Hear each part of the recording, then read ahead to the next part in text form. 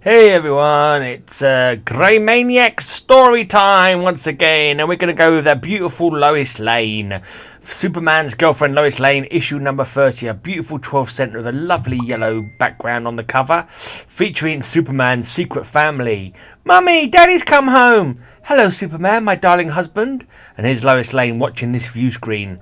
Oh no! Professor Burke's super telescope reveals that Superman is living a secret life on a distant planetoid. He has a mermaid wife and a mermaid son there. No wonder he won't marry me. And here we have angsty Lois. Like, can't believe that Superman rather get his fishy on than get down and funky with her. Oh man, what is it with Silver Age and thinking that human mermaid liaisons were ever a thing worth bothering with? But anyway, here we go. Some action here. Silent dog whistle, throw your voice, musical jukebox bank, draw or paint anything in 1 minute, see behind glasses, what, jiu-jitsu? Surprise package. I wonder what the heck was in the surprise package for only 50 cents. You have to wonder, don't you? Mind you, the comic was 12 cents. 50 cents is quite expensive, I suppose. I don't know. But anyway, insect collecting kit, exploding hand grenade? What? Hold on a second. This menacing hand grenade looks and works like a real one. All you do is pull the pin, throw the grenade, and watch the fun as the caps explode. Alright, so it's not exactly like a real one then. That's a relief. Right, so it's quite a long story, so let's crack on. Is this the one? No, this is not the one even. I need to get to the next story after this. Right, so this is from 1962. 1962. Let me crack on. Let me find a story, actually. I can't bother to edit this, so I'm just going to zip down quickly. You'll have to get your own copy of Lois Lane number 30 if you want to find out what happens. But basically, Superman is fed up of Lois always needing him to get her out of jams, so he tries to pretend to ignore her. Yeah.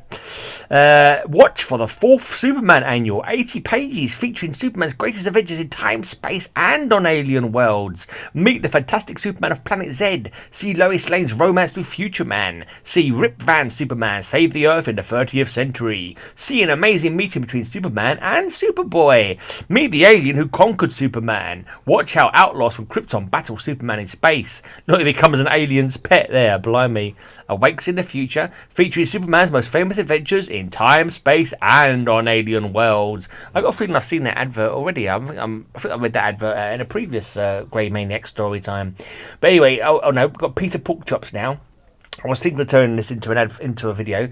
The Secret of the Happy Pig. Why am I always so miserable? Why can't I be somebody else, somebody big and famous? I'm going to ask Peter Porkchops to cheer me up. He's always so happy. Wonder how he got that way. Sure, Mervyn, I know how you feel. I was that way once myself. Always wanted to be somebody else or do something impossible. Why, once I even tried to sing like a bird. Me! Imagine! And I thought I had to prove I was big and strong and brave no matter what. Gosh, I'm scared. I was silly to say I'd swim across the deepest part of the river. Wish I'd never taken that dare. And I always wanted everybody to think I was wonderful, whether I was or not, until... Yes, sir, Mr. Turtle. Your surprise party was my idea, and I got everything organised. And I said, the nerve of you, Wolfie. You know very well you'll work for Turtle's party. You know, Peter, we're glad you told Wolfie off. Would hate to say it, but you were going to be just like Wolfie, in more ways than one. I was? That cured me. Who wants to be unpopular and unhappy like Wolfie? I just decided to be me and do the things I could do. So that's the secret of being happy. It sure sounds good to me. Published as a public service in cooperation with the National Social Welfare Assembly, coordinating organisation for national health, welfare and recreation agencies of the US. Amount of times I've said that while I'm blinking. Oh, Professor Eureka. To the Hotel Westmore driver. Squee! Please be careful, I'm nervous. It's the first time I ever rode in a taxi. That makes us equal. It's the first time I ever drove one. Dear me. That's not funny. I've even read that recently, so why am I even give the slightest of giggles there? Probably because I'm mad. Right, so it's part 1 of Superman's Secret Family. Why hasn't Superman ever married Lois Lane, who is obviously clever, attractive, and very much in love with the Man of Steel? Is it true that he won't marry her because he fears his enemies will then strike at him by destroying her? Or is there some other secret reason he has never revealed? One day, Lois thinks she has found the real answer when she unhappily discovers Superman's secret family. Where are you flying Mummy to, Daddy? What's wrong, Miss Lane? You look ill. Oh no! Professor Burke's super telescope reveals that Superman is living a double life on a distant small planet. He secretly has a mermaid wife and a Superman man son there. Choke. Okay, yeah. Fair enough. This is just basically Silver Age madness from DC, and I just thought I'd share it with you all. One afternoon at the Daily Planet, editor Perry White gives reporter Lois Lane an assignment. Professor Burke, the famous astronomer, claims he's invented a super radio telescope which enables you to not only to see but hear what's happening on other worlds. I want you to find out if what he says is true. Okay, Perry. That wasn't a very good lady voice, was it? Never mind. An hour later, at Professor Burke's observatory, gasp! It's incredible! I'm actually witnessing a battle between alien creatures on a planet light years distant from our own world. Growlf! Grrrr! And you're hearing the creature's roars. I think I've given him a different voice this time. As the professor focuses on still another world, we are now observing a street scene on the planet Yorp. Note the many different type of highly intelligent creatures. Your invention is fabulous. Show me more. Next, the super telescope views a scene on a small planet. Mummy, my telescopic vision sees Daddy coming. Good, Nipper. Gasp! A merman child and its mother. They speak English, and the child has superpowers. Daddy! Welcome back. We've missed you, darling. I hate being away so often, but it's necessary, Mookie. Oh no! This is Superman's home. Those are his wife and son. I can't believe it. Daddy, look! Me caught this lionfish all by myself, and I've tamed him. Him will make a swell pet. Ha ha! Nice, Nipper. Me will fly tank to river and fill tank with fresh water. Superman, married. No wonder he's never married me, since he already has a wife and son on another world. But why did he marry a mermaid? That's what I want to know. I can't think there's much use of that, to be honest. Oh, I see. He never got over that Atlantean mermaid Laurie, whom he loved, marrying someone else. Oh, so he married Mookie on the rebound. Their child inherited his father's superpowers. Honey, I wanted to bake a pie for you, but the oven broke down. Then let me bake one for you, sweetheart. Moments later. There, I've baked a super pie for you, darling, with my heat vision. Happy? Blissful. I can't stand it any longer. Miss Lane? Home to her apartment rushes a broken-hearted Lois. Superman, already married, a husband and father. He must have established that home on the little planet so his wife and child would be safe from his enemies. Why didn't he tell me? Though I've always wanted to marry him myself, I'd have been a good sport about it. But no, I guess he enjoyed having me make a fool of myself over him. How he must have laughed at me inwardly. I am not broken-hearted anymore. I'm furious. Once I loved Superman, but now I hate him. I hate him. Poor old Lois. Next day at the Daily Planet. Hi Lois, I've just returned from a space mission and thought I'd stop by to say hello. This space mission of yours, was it difficult? Difficult? Ha ha! It was as easy as pie. He's thinking about that pie he made for his fish wife, and he's secretly laughing at me. Please excuse me, Superman. I'm very busy. Next day, Lois returns to the observatory. It's hard to believe I didn't imagine it all. I'll ask the professor to let me look once again at the small planet on which Superman leads a double life. As Professor Burke obliges, Mummy, there am a spaceship on the space viewer. I recognise its design. It's one of those space pirate ships your Daddy warned us about. I'll quickly touch the red button. Superman's family is in danger. But as the mermaid presses the red button, astounding, look! The planet has disappeared. The alien spaceship has passed in the area where the small world was. Superman's protective device made the planet invisible. Shortly after Mookie makes the planet visible again, it should be visible again, but it says invisible. Shortly after Mookie makes the planet visible again, her husband arrives. Something troubling you, honey? Yes, your son. Just look at him. He won't eat the good food I've made for him. He insists on licking that giant lollipop he made instead. A giant lollipop. She's in a wheelchair because she can't walk. Because she's got bloody fish legs. Son, obey your mother. Get away from that lollipop. No, it tastes good. Me like it. It am mine. Yeah! Gasp! The vibrations of Superman's super shout burst his son's great lollipop into broken fragments. I've seen enough. It's true, all right. Superman is leading a double life. Next day, as Superman visits Lois at her apartment, I've just come back from another space mission. Mind if I admire your baby blue eyes? I suppose this mission was easy for you too. It was as simple as taking candy from a baby. Ha ha! Again, he's secretly laughing at me. He's thinking about how he got that huge lollipop away from his super merman son. You're looking exceptionally well, Lois. Now he's making me the compliments, trying to turn my head with flattery. The two-faced four-flusher. I despise him. As her temper explodes, Lois slaps Superman, but... Take that! Ow! My hand hurts. Hey, careful! I'm harder than steel, remember? I bet he says that to his mermaid wife. Anyway, I don't get it. I complimented you, then you slapped me. Why, Lois? Oh, you're very innocent and bewildered, aren't you? You phony? Phony? Me? You disgusting cad. I know all about your back double life, about your wife and son on another planet, and the way you enjoy making girls like me foolishly throw themselves at you, not knowing you're secretly married. The rest of the world may think mighty Superman is honourable, but I now know you for what you really are, a conceited super idiot with a colossal sick ego. You're revolting. Get out. You know how to fly, so go fly a kite. Get lost. I can't stand the sight of you. Lois, is this some joke? What you're saying isn't true.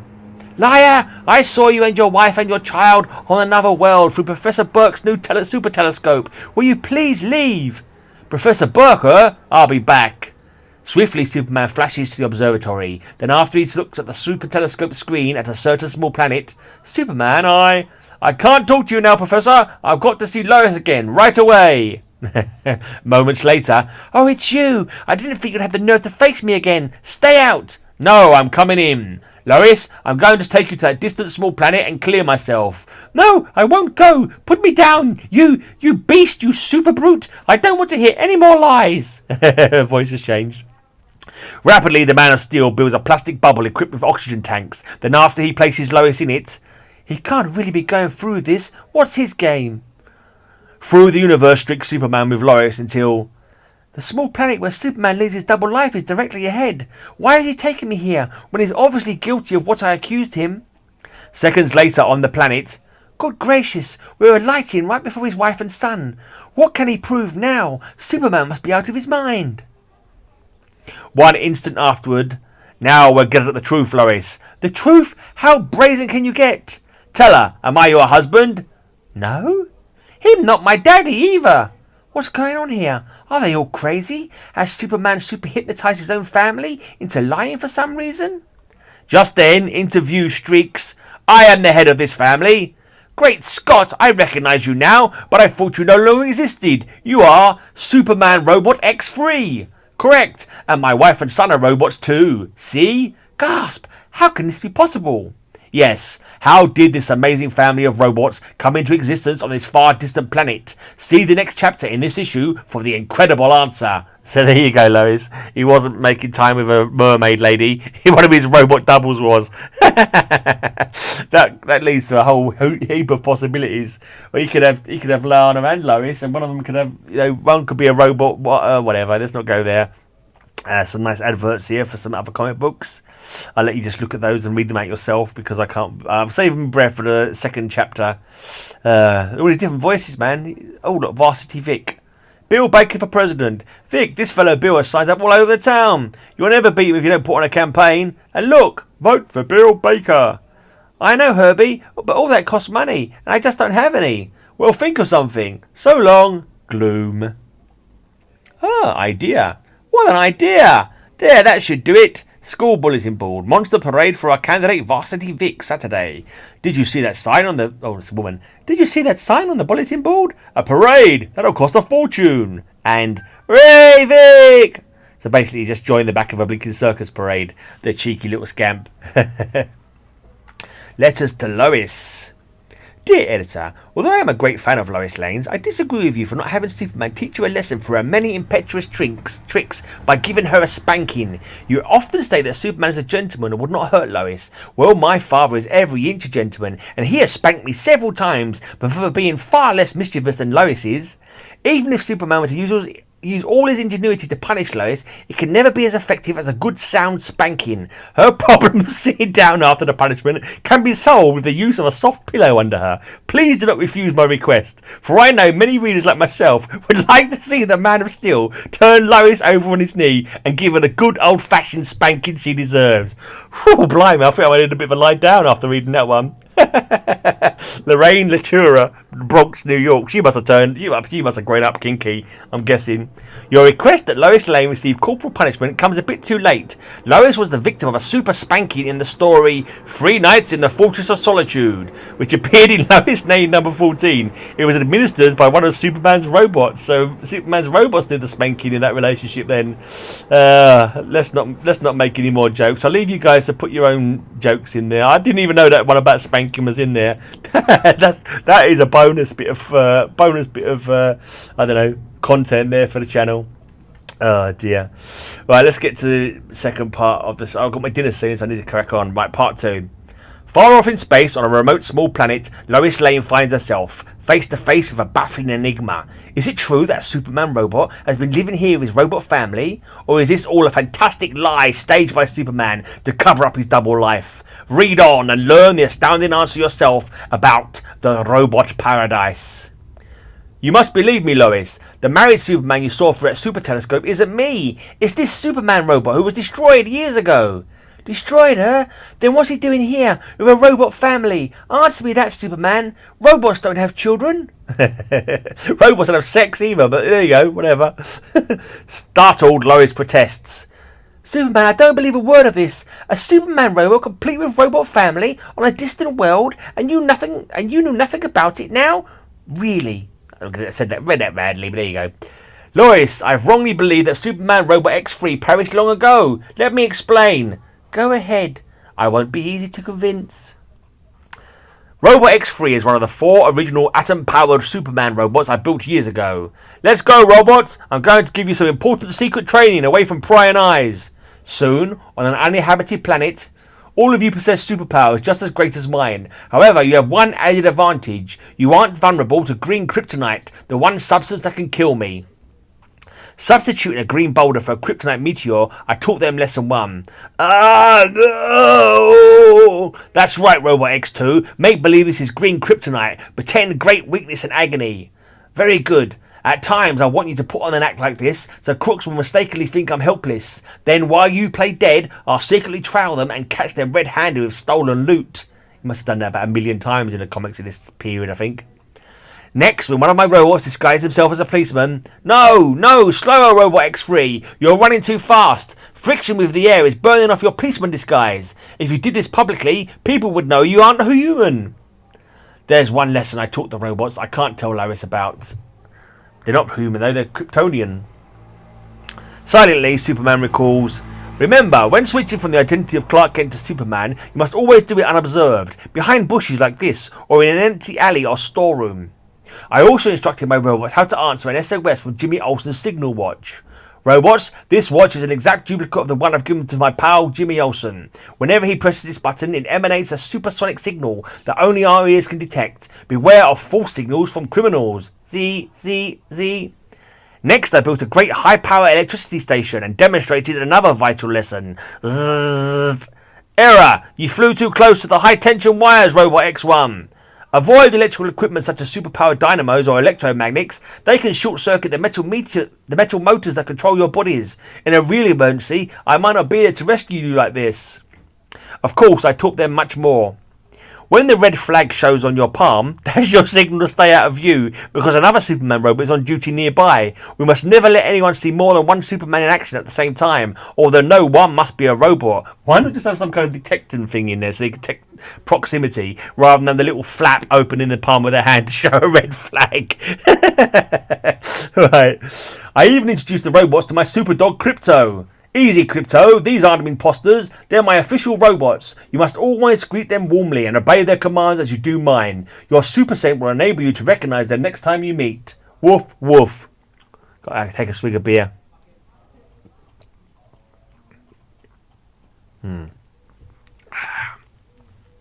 Impatiently, Lois interrupts. Fascinating, but what about the destruction of Robot X3? I'll get to that now. Years ago, I was examining a strange object from space inside my Fortress of Solitude as my robots watched. I caught this streaking earthwood while on patrol. It's a statue made of lead. I scraped the surface to see if the lead is only a cold coating. To my dismay, great Scott, the substance underneath is red kryptonite, which always affects me unpredictably. Some space foe probably set this trap for me. I was protected from the kryptonite radiations until I scraped that lead away. What will happen to me now? Swiftly, I alerted my robots. Attention, Superman robots. At any moment, this red kryptonite, which cannot affect you, may do something weird to me. Stand by, ready to handle unexpected emergencies if I am unable to. Next instant, our master has disappeared. Our master has vanished. I've become invisible. My hands pass through solid objects. Moan. That red kryptonite has transformed me into a phantom. It's just as though I was projected into the phantom zone. Bravo robots, the emergency monitoring machine just flashed a signal. And as a robot checked the machine, the emergency exists in outer space. Our telescopic vision will reveal the nature of the emergency. As a lead panel in the fortress's roof was opened, their telescopic vision revealed an American astronaut is aloft on an unofficial test space flight, and he's permanently stuck in orbit. See? He's trying to open the parachute hatch, but it's jammed. He'll die. Trapped in my phantom state, I was unable to act, but I, Robot X3, will handle the emergency. How fortunate that my robots can take over whenever I'm out of action. Invisibly, I followed Robot X3 into outer space and vanished. And witnessed. He's forcing open the stuck hatch. He's shoving the spaceship downwards so it will safely descend. But the next moment, what a tragedy! A meteor struck the robot. He can't possibly survive that great impact. Too bad. As Superman completes his explanation, shortly after I returned to the fortress, the effects of the red kryptonite wore off, and I became visible again. I built another robot to replace X3. Please answer one question: if the original robot X3 perished, Superman, what is he doing here with a robot family? I don't know. I'll explain. Badly damaged by that meteor collision, Robot X3 must have drifted off through space, devoid of consciousness. This planet's gravity drew me down to its surface, where I lay inert, a broken down machine that no longer functioned. Meanwhile, on the planet Varda, another tragedy was occurring. Once it had been a water well, but now little water remained, and its last survivor, mermaid scientist Mookie, faced death. Must find water. With her rapidly failing strength, she had built a spaceship, but soon after blasting off, can't live without water much longer.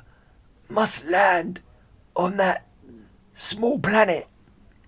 After her ship cracked up on this world, she could not locate water in time to save her life, but she did find me. I am doomed, but I'll bring the robot back to life. I'll repair his broken body. Her scientific genius repaired me. Thank you, Mookie. Like Mermaid Laurie of Atlantis, she communicates by sending mental messages. How can telepathy work on robots? Don't worry about that. I am dying, friend. Sorry I could not completely fix your atomic-powered body without the necessary parts. You will not be able to fly back to Earth. You will not be able to fly all the way back to Earth. She died in my arms. I buried her with heavy heart.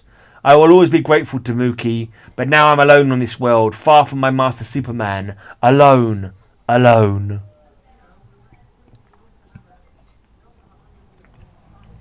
To escape the blight of loneliness, I built a robot who looked exactly like Mookie, and I gave her the same name. My Superman master loved a mermaid from Atlantis named Laurie. Robot Mookie, who reminds me of Laurie, shall be my wife. Then I constructed a small robot to make the family complete. What shall we name our son? I like the name Nipper. Nipper it shall be. Ha ha. This is the first time a child ever named itself. Her voice has changed since I started this video. I do apologise. You've been constructed so that you possess superpowers like mine, Nipper, just like the merman son of Superman would have if Superman had married Laurie and they had a son. And you didn't give me superpowers because the real Mookie didn't have any. I'll build a lovely home and equip it with safeguards against interplanetary menaces. We'll live just like human beings do. I'll patrol nearby worlds and do good deeds, just like my former master Superman. And I'll portray a loyal, loving wife. And I a super son. Whee! I'm not sure who she could possibly be disloyal with, because there's no one else on this small planet. So, and she's got a robot. She's got a fish fanny for a start. She hasn't even got a robot human. Let's not go there. This is why you should not peer too deeply into the Silver Age, for there lies madness. As the robot finishes his tale, Gasp! I see it all now. Superman Robot X3 has built a make-believe world all his own because he hero worships you and wanted to model his life after yours. Even if it was only a robot imitation, he did it so convincingly that I was fooled when I saw it through the super telescope. Now that you have come, Master, you will either dismantle us because I am imperfect, or completely repair my atomic mechanism and return me to Earth. No, X3, nothing could induce me to spoil this splendid make-believe family of yours. I'm going to leave with Lois now. I'll always fondly remember you, and Mookie, and Nipper. Thank you, Superman. We'll never forget your kindness. Visit us again soon. After Superman flies Lois back to Earth in the globe. Thanks, babe. Please forgive me for doubting you, Superman, and I'm so glad you allowed X3 and his family to continue living in their robot paradise. I'm happy we're friends again, Lois. Gosh, Superman's not only the mightiest man in the universe, but he can be very gentle and understanding. What a wonderful husband he'd make. In a way, I almost envy Robot Mookie, but who knows? Maybe someday. And then we've got a couple of adverts there for some actual upcoming comic books. The one on the right I've got a copy of already. The one on the left I don't have. But anyway, I have to finish now because Lisa just brought my dinner in. And I hope you enjoyed the Greymaniac story time rather, for this week. I'll be back next week. Okay, cheers for watching. Bye-bye.